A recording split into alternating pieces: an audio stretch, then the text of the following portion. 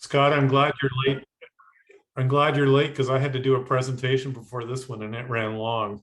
Okay, guys, My pleasure. this is the Front Range 6 Meter Group, and we've got Scott McIntosh, Deputy Director of NCAR, on here to give us a up-to-date latest information and plots on what's going on with the sun these days on cycle.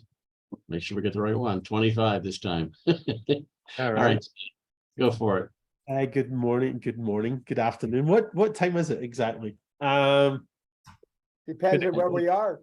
Yeah, It's- right. Okay, okay, smart ass. All right, we're all getting far too comfortable, I guess, in our like 68th meeting now, right? Something like that. I was looking back over these earlier this morning when I was trying to remember what, where we were at.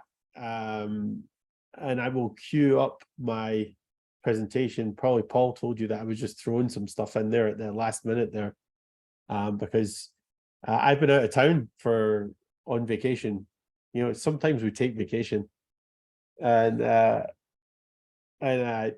forgot to do my July update. So I did my July update in about 15 minutes, and I was like kind of surprised by how things were going. So anyway, let me see if I can share my screen without it barfing me back. All right, can everybody see that okay? Yep. Pretty familiar graphic by now. Let's see if I can switch it into, can you still see that? No, you know what? I'm gonna have to switch. I do this thing where I've got two screens open. I'm gonna have to switch to my primary screen. Can you see that okay? Roger. All right, let's see if I can. All right, so I'm running blind. I can see you all. So, all right, so where we were at, I'm getting a bit tired of these graphics now. I'm going to have to come up with something a bit better. Because, if any of your aficionados of the Terminator series, what we're waiting on now is John Connor coming back, right? So it's kind of going to reverse itself. Like all good quasi-theorists, I'm not really a theorist, but I'm more of an experimentalist. I'm already moving on to when the thing's going to shut down. I'm interested in when Solar Max is going to happen. That seems to be getting a lot of attention. I don't know if you're seeing that a lot in the press, but there's lots of phone calls. I've got a couple of phone calls tomorrow about people being intrigued by Solar Maximum arriving, 18 months earlier than anticipated, and a lot of that. So we'll get into that in due course. For those of you that have been with us since the beginning, this is the event we were waiting for in 2020. Election day 2020 rolled past, looked like we were having something, then it kind of aborted itself, and then in the middle of 21 it looked like something was happening, and then it stopped. And then again, at the end of the year, it launched and kicked off cycle 25. And for those of you that remember, we track these kind of small, they call them, the old nomenclature for them was ephemeral active regions. So they're small, very miniature active regions on the sun. They're a few 100,000 kilometers across, which makes them freaking huge for the planet, but small in the context of the sun. And they're kind of like a trail of breadcrumbs. And when you analyze them over time, you get a beautiful pattern like this. This is an image of density of these objects on the sun. So it's every day we do the analysis. Right now we're doing about 140 images a day. More, you can do more than that. You could do 7,200 if you're really up for it. And then we take the slice around the central meridian of the sun, plus or minus 2 degrees, compute the density of these objects, and then that forms one single slice in this plot. And this plot is about 10,000 slices across. Okay, so this represents about more than 10,000 days of the Solar Dynamics Observatory mission so far. So SDO has seen 2 of these events, right? So the one in 2011 and the one in late 2021. So what we were looking for, of course, if you remember, was this drop in these features at the equator. That signified that the end of the 22-year magnetic hill cycle. That I don't know if I ditched those slides from this. I've been working on some new graphics, so I have to give a rather big talk in a few weeks.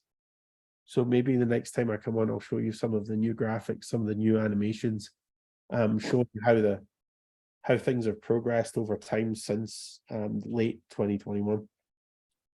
I didn't want to. They were very primordial looking, not really ready for sharing. So that's where we were. And if I put this in a little bit of broader context still, since I started working on this project, you know, my PhD start date was the very start of this time series in December of 1995. That makes me old. And we've kind of observed 3 of these events now.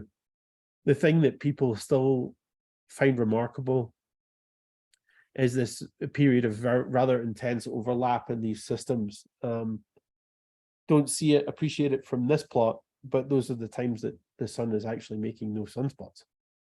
So we get into that. Another snapshot, you'll see that this data is from the 7th. So this is updated to the 7th. You can see that these bands, that the new cycle bands, the cycle 25 bands, are actually starting to impinge upon the equator. So they're quite broad. They're very broad for this phase of the cycle. You know, you see they're over 25 degrees across. So there's huge swathes of the sun that are active right now and populating these little things. The UV and EUV brightening, I think, has increased, but also so the number of M-class and X-class flares. So you guys will be getting a few more blackouts probably than you would like. But the ionosphere should be nice and hot. Skipping, if you remember, we also looked at these things longitudinally. And so we were actually looking at, not only were we looking for the equatorial region to die off in activity, but also we were looking for it like a squirrel to go all the way around the sun. And if I show you the one from, when is this taken? This is probably one of the last times we talked. You can see the equatorial region going dark. And you can see activity blooming at mid latitudes. And just to be a complete pain in the ass, I changed the color table. Because the color table, apparently if I use those fancy rainbow color tables, people object to that, because if they're colorblind, you can't really see some of the differences. So we switched to a color table for people that are, to help people that are colorblind see the distinction. And you can see that the equator is still very, very dark. There's a few spots pop up, and that's these features that are impinging upon the equator from these very broad bands. So if you remember now, each slice in this image running up the way, so time is running vertically. Each slice in this now is a ring around a range of longitudes, right? So at a given latitude, it's a ring of longitudes. So the equatorial one that I'm pointing to in the middle is plus or minus 5 degrees latitude. And then it's the 2 activity bands, the southern one on the left and the northern one on the right. And you can see that these things are all inclined, right? And you see that there's like trains of things that are all inclined. That's a characteristic of a kind of meteorological system. So these active regions, these regions that are producing the events, are not moving at the same speed as the surface of the sun, right? These typically go prograde, so they go a wee bit faster. So they slant over. The time scale that I've imposed on this data is 28 days. So these are rotating around the sun faster than 28 days. So, and it's kind of cool. The other nice feature that we haven't really talked about much is and I haven't really done this, I could probably do it on the fly. But if you compare the southern hemisphere and the northern hemisphere, there's something wacky going on. That where the southern hemisphere is active, the northern hemisphere isn't. In longitude. So if you compare, just take a little mental note for yourself and look at that patch centered around 2023 in longitudes between minus 180 and minus 120, and then compare between the south and the north. Right, that's the most striking example. So it's not universal, but it's kind of fun, and it may be telling us what's going on with the sun's magnetic behavior. We get to a point in a wee bit where I say that the sun is actually uncannily symmetric right now. Doesn't look very symmetric here, but when I show you the sunspot curves, it's astonishingly symmetric. Anyway, so this is the longitudinal picture. This teased us for a long time. We've also been watching the neutron flux hitting the Earth, and the signature of this termination event, and then there's this massive drop in the cosmic ray flux that bathes the Earth. It may or may not be anything to do with the massive change in the Pacific temperatures right now. So some rather significant changes in the Earth system may or may not be related to this. Probably not, but if they are, it's tenuous. If I zoom in on the post terminator degradation, you can see that the cosmic ray flux has actually dropped by about 9%. If I compared this to the radiation from the star has dropped by about 0.01%. Okay, so this is a massive change in the amount of particles that are whacking our atmosphere. Here's the situation as of our last meeting. And here it is today. So the trajectory continues upward. It's rather pretty. If you look at those red and blue curves, so red is the northern hemisphere and blue is the southern hemisphere, you'll know that they're tracking one another pretty well, except for those bumps and wiggles. The bumps and wiggles are showing us that the north is pretty active in one longitude and the south is active in a different longitude, but over the whole rotation, they're pretty much even Stevens. So integrated over a whole rotation, they're continuing to follow one another, which, as we get to later on, kind of indicates that this might be a single peaked maximum. Largely, the peakness of the maximum comes from the asymmetry in the two hemispheres. Paul, I'm not tracking the questions that are coming up. Should I look at them just now? Take a breather? No, well, there wasn't any questions, I don't think. There's a couple of chat notes, but that they were just one guy leaving the party. Oh, yeah. But it looks pretty interesting the way you've got it set up there, and you can see the bimodal peaks there in the I guess cycle 23. Yeah, and I can kind of answer Peter's question. If I go back to here, Peter, we don't know. We don't know how deep these magnetic systems are in the interior, right? We know they're not at the surface, and we can infer that they're relatively deep in the interior because of the rotation rate. So if you were to assume a solid body rotating, we can figure out what their rotation rate is and compare it to an analytic model of a star, right? And say, oh yeah, well, that would imply that it's about 20%. So the outer 30% of the atmosphere is like a big swelling plasma ocean. And this would put it in the kind of upper 50% of that, or right about 50%. So maybe about 15% of the interior. So we've not really explored that very much, but there's all kinds of diagnostics that we can we can track there. Would there be a drag effect because of depth and the rotation combination? There's definitely a Coriolis kind of deal with rotation, and actually there's all these other solar they're called laws, they're not laws. So there's Joy's law and Hale's law. So Hale's law is about the leader-follower relationship between sunspots, active regions, and Joy's law is about inclination. And inclination is really a factor of rotation, right? So it's so there's a kind of solar mythology from the early, maybe the pre-war 20th century. And that's really stuck with us, but I'm not sure. I call them more Hale's guidelines or Joy's guidelines. They're not really strict laws. And as usual with physical laws, it's the ones that don't obey it that are the ones that are giving you the information, right? They're telling you about the physics. So anyway, Thank you. so if you guys remember, the late arrival of the Terminator in late 2021 meant we had to revise downward our forecast for cycle 25. And it meant it was going to come in somewhere around the average, so the historical average. So somewhere just short of 200 sunspots, mean average sunspots per month. So it's a highly convoluted number.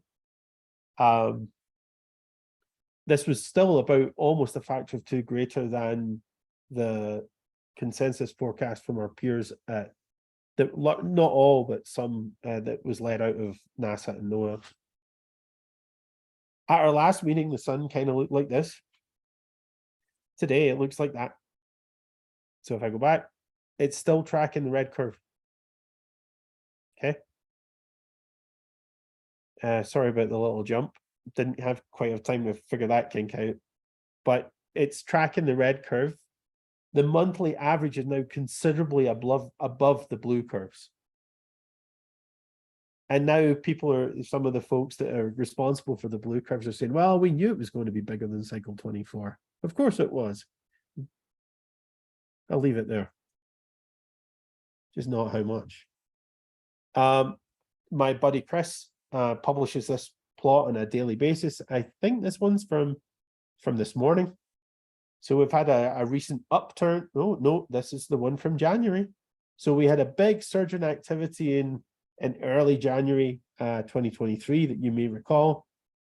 And so much so that they had to rescale the plot and put it now, his plot, Chris's plot looks a wee bit different.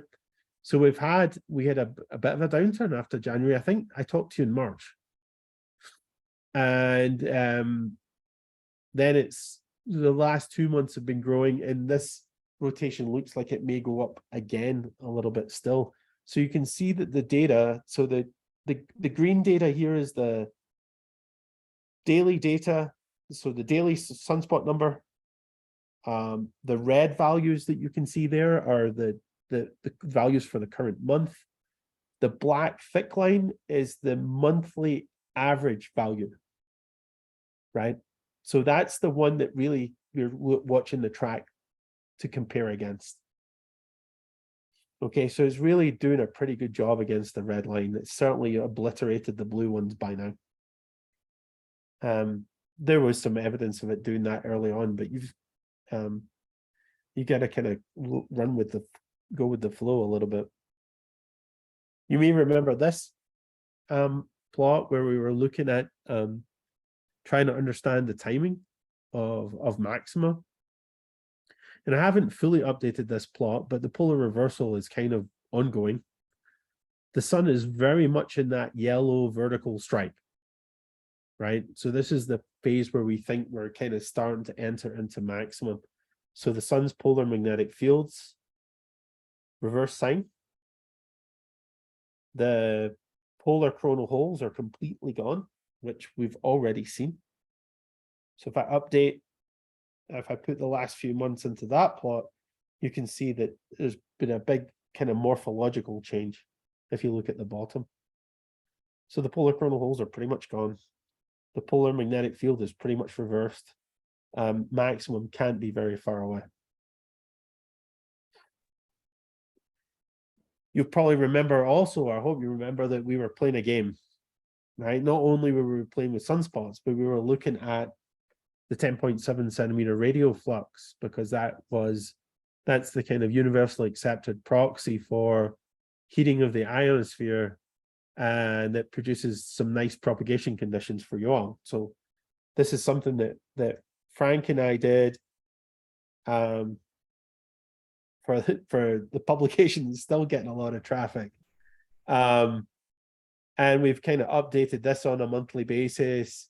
So again, sorry, I'll explain this a little bit more. the green curve is estimate based on our sunspot cycle forecast. The green curve is the projected F10.7 solar radio flux over the next 11 years, based on the historical average and using these new tricks that we've learned about the terminator and the Hale cycle. So it's scaled because of the sunspot cycle, and it's stretched because of the terminators, these Hale cycles. But if I step through the kind of monthly progression, you see that as I get to today, I'm going back. The green curve hasn't changed. The data has. What happened? Oh, that's like my last bullet. That's bizarre. Sorry. I ran out at the end of my slides. So there you go. Sunspot cycle 25 is apparently behaving itself. Depending on how you look at it. And if you produce those blue curves, then it's really not behaving itself. But it's following the path. Now, the interesting thing is, what will it do next? A lot of the indicators, as I said, are like solar maximum, maybe 6 months to 9 months away. This could continue to grow. It could continue to bounce around, or it could start to go down. I think it's really perplexing a lot of people. We've had a couple of months of growth. I think July will at least be equivalent with June. So it's going to be interesting to continue tracking. Now I actually don't have any more, because this is as far as I got with my update. So I know I glossed over a lot and I made a lot of assumptions that you've been through this a few times. So I thought I'd cut down on your load. If there are any questions, I'd be happy to hear them. So your drawing looks like, or drawing, your chart My looks sketch. like, yeah, you're scratching here. Looks like it's a like it's bimodal, and you were just saying earlier that it looks like it might be a single peak. Yeah. So which is it? Well, historically, they tend to be more double peaked, right? And Right. and so this is the double peak in this is an artifact of the statistics, right? So I only have F10.7 going back to 1947. So there's a lot of double peak cycles in that spell. And so it's naturally going to produce a kind of anomaly. So at some point, I would love to see it blowing through the top of that, right? I'm not going to lose any sleep over that, because I hope it's going to come back down and follow it again, right? Yeah, well, the symmetry of the two hemispheres is what I was looking at, and I said, heck, that's tracking so close there. If it keeps tracking like that, it's going to be a single peak, I think. Yeah, no, I think so. And if it's not a single peak, it won't be far off, Paul. I think it won't be far off. I think the eclipse next year are going to be pretty spectacular. It's going to be right at solar maximum. So I don't know if any of you are planning to go and see that. It's not that far away from here. So, but that's the solar max total solar eclipses are pretty spectacular. So what does this mean for 6-meter propagation over the next 12 months? Wow. How are things right now?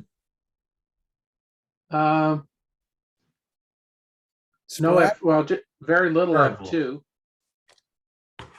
There's a lot of Our seasonal sporadic E propagation is spotty. It's sporadic compared to the last, say the last 5 summers. It seems to be more erratic. Yeah, like something's changed in the E layer. Uh-huh.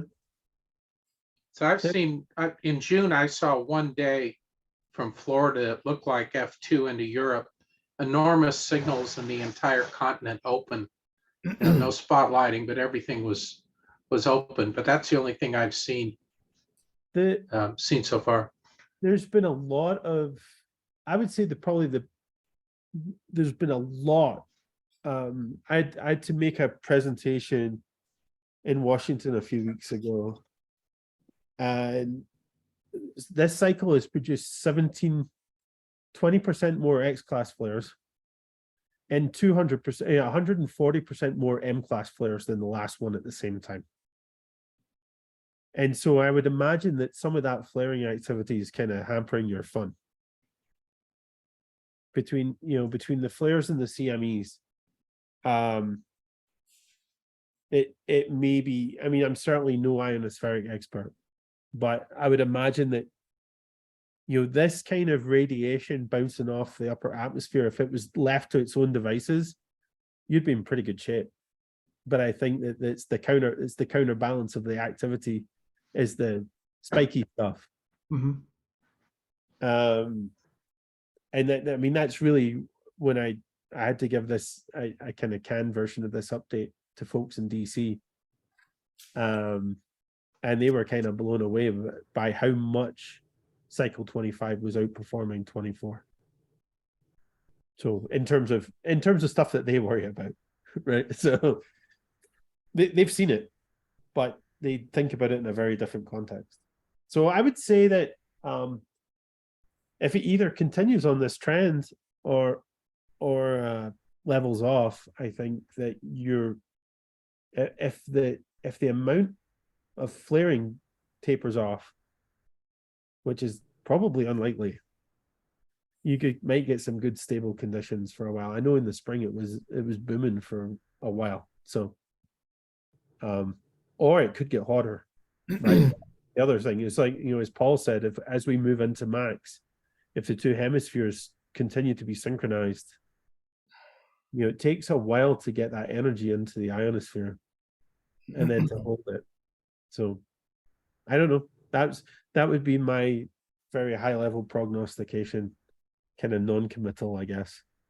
Well, I think that the largest impact we've seen on 6 meters was the very substantial improvement in transequatorial propagation that occurred during March of this year. Yeah, March was we had TEP almost every day. Of course, TEP is enhanced F2 almost every day in March. So I think that's the biggest effect we've seen thus far in 6 meter propagation. Yeah. No, I remember being on social media at the time and people were kind of going bananas. So yeah, it's good stuff. I'm just looking at some of the questions. Yeah, we even got some of that up in our area as well, up in Toronto. Got a question regarding the northern and southern hemispheres being presently in sync or pretty close to in sync, which is good for a single peak. Have you tracked past cycles to determine how long they can remain in sync before one hemisphere starts overtaking the other as far as the number of sunspots? To be really honest with you, Rich, that it's more unusual for them to be synchronized, right? It's funny. At cycle 24 got really out of whack. Really, 2 years almost.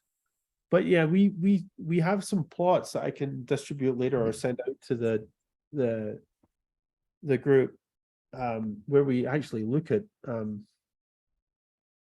don't have them in that presentation, but we actually look at the length and the distribution of the asymmetries, and more often than not, they're asymmetric. Cycle 19 was a big symmetric one.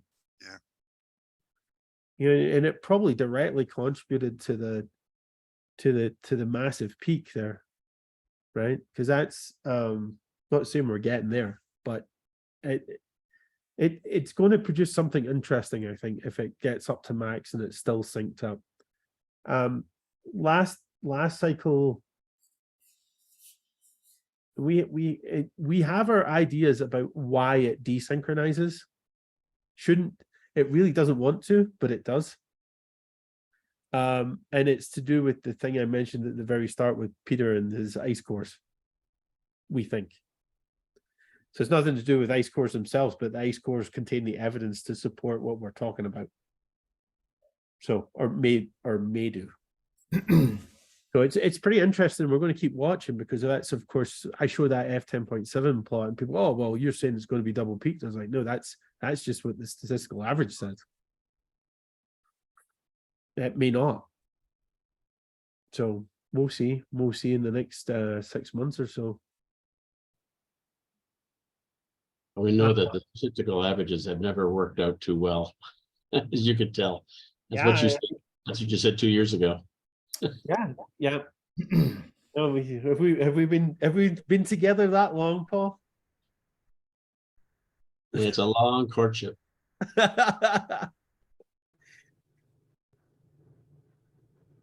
I'm just reading Peter's last question. Peter, do you want to ask that question? Just so I can understand it, possibly, or better.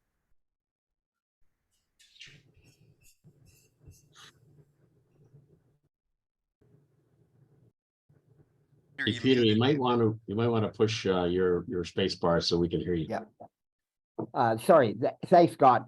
In your last slide, you indicated you incorporated your group's hail cycle model, if you like, on that 10.7 on Covington's radio frequency. So what would be the difference on the consensus point of view? This is your sort of hail cycle overlay.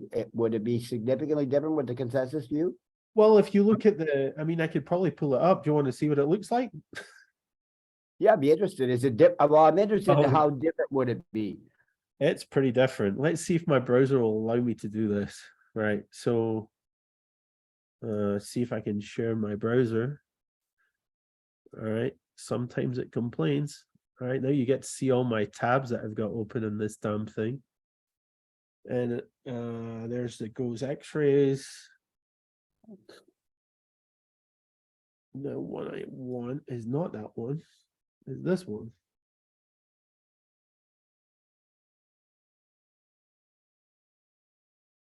This is the one that provides great hilarity.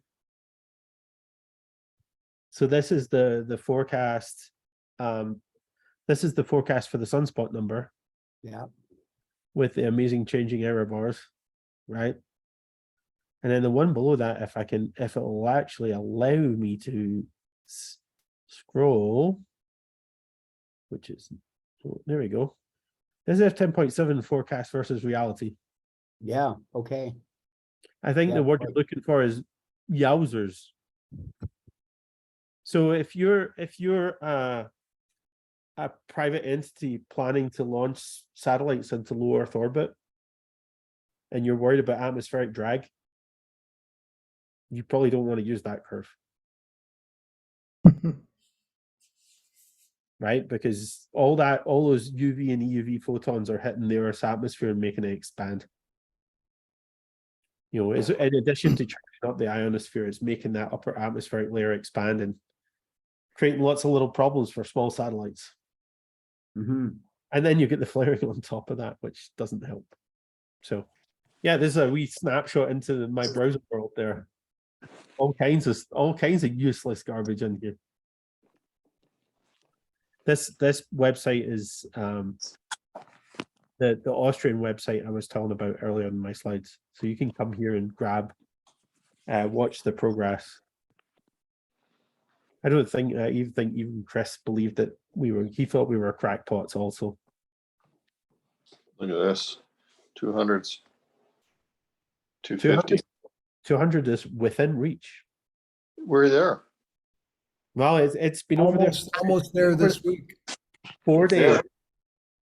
4 days it's gone over the 200 mark. And so it's when that average gets up to 200, that's when you're really cooking. So anyway, trying to see if there was anything else lurking in there.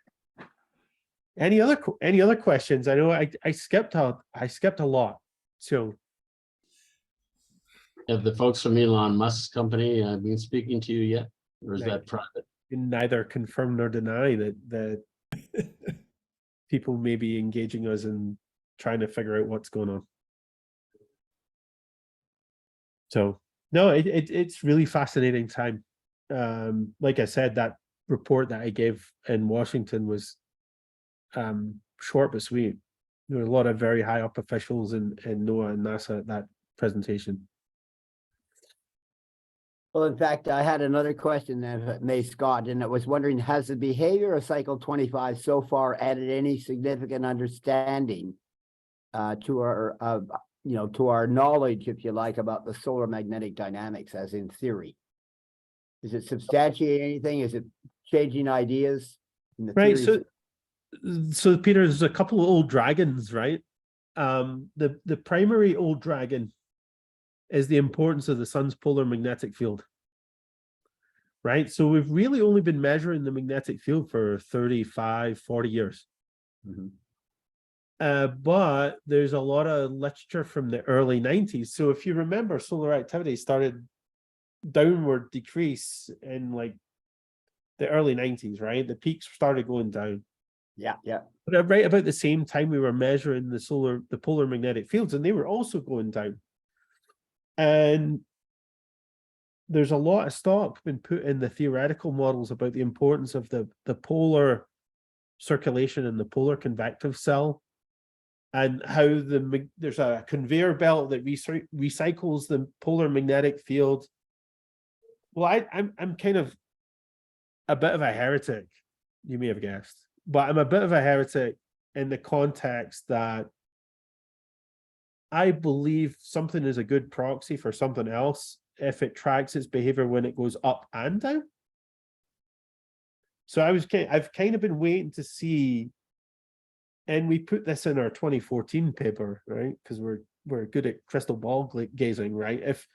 If cycle 25 breaks the cycle and is now higher than 24, everybody used the polar magnetic field strength as the proxy for the continuing decline, right?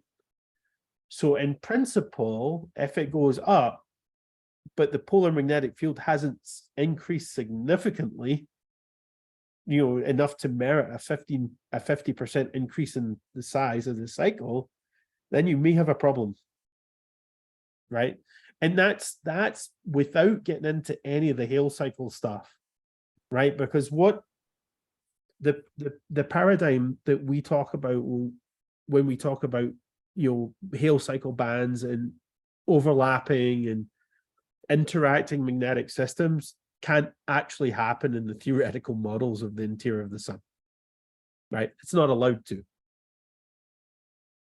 And so in principle, cycle 25 and what comes after it will be a test of a new theory. Okay, yeah. Right. And the new theory is around, the Hale cycle, the formation of the Hale cycle, and how Hale cycles interact with one another, which means that the magnetic fields are not small. Right. So the older theoretical models rely on the fact that the magnetic fields are getting dragged around by the circulatory flows on the inside of the star, right? But we're not entirely sure that that's right. Are there multi-poles that develop at any time? Is it always dipole? There's multi-poles. There'll be a multi-pole in about a year. So how many poles do we find, and do they change over the cycle? Well, I mean, it moves to a kind of quadrupolar system after solar max, right? So you've got both of these Hale cycles are interfering with one another. So this is why solar max eclipses get really complex, right? You start to pick up the morphology of the sun really changes a lot, and then it simplifies again, right? So and it's kind of funny. It's always struck me as kind of odd that nobody's thought about this before, because and then there's kind of very dramatic implications for what that means. Scott, what's the delta between the two when you have more than two poles? When you have a second set, how far apart are these? We'll call them two north poles. If they're they within like 10, 20 degrees, or are they really? Well, it's more of a mathematical description of the magnetic field complexity, Rich, rather than there's still the North and South Pole. But the fact that this second set of magnetic bands comes into the picture, that it becomes like almost like a it goes from a third order cubic to a sixth order cubic. Right. So describing the morphology and the topology of the environment gets much more complex. Difficult, yeah. So it's still only get the two poles. The polar cells are fascinating, right? What is going on at the high latitudes above 55 degrees latitude is absolutely fascinating and possibly the key to the whole problem. Right. And in my lifetime, I hope that we have an observatory to go and do that. That's what we're working on right now. Right, we're working on the kind of political scientific case to justify a polar observatory. Can it be done from the Earth effectively, or should it be a solar satellite? It'll need to be something that you sling out of the ecliptic plane, right? So there's a satellite out there called Solar Orbiter right now. And I believe in 2028, so right about Solar Min, or the start of Solar Min, it gets up to about 35 degrees latitude, heliographic latitude. So it gets about 35 degrees above the ecliptic. And the measurements that are going to be most sensitive to the flows, because what you really want are the flows up and around 55 degrees and at the pole, because this would imply that the sun has a kind of almost a polar vortex, right? So there's like almost an inflow in towards the poles, but it's very slow, of course. It'll get up to 35 degrees and it uses the Doppler effect. So if you're trying to measure those flows from the ecliptic, they're up at 60 degrees. Your line of sight gets destroyed, right? Because remember, Doppler, it's all between us. Yeah. So if you're looking at it obliquely, the more obliquely you're looking at the Doppler effect, the less sensitive you are to it. So you really want to go up. I bet in 2028, when Solar Orbiter gets up there, we're probably going to see some hints of some really cool stuff. But I can't remember what the mission profile looks like after that. You know, does it continue to climb slowly, or is that the peak that it's going to get to and then it starts coming down in latitude again? I can't remember. I'm always in awe of the guys that do orbital dynamics. All right, well, that's great, Scott. I know you've been working really hard this last week and traveling and driving and everything else. I'm gonna thank you very much for spending some time with us tonight. No problem. Thanks, Paul. And hopefully we can get you to come back again and give us some more insight into when you see the peak coming. Yeah, no, I'd love to do that. I really really appreciate the questions, guys. Well, thanks again for all your time, Scott. It's been awesome. And In the fall, October. October. All right. Let's see if you can tweak it a little bit for us there, Scott. Thanks a million. All right. All right. Take care, everyone. Thank you very much. Thank you Thanks very a much, lot, Scott. Thanks, Scott. Anyway, Look thank forward you to very hearing from much. you. Thanks, Scott. Thanks, Scott. Thank you. We'll talk ice core soon. Absolutely, Peter. I owe you one. Okay, All right. Bye. great.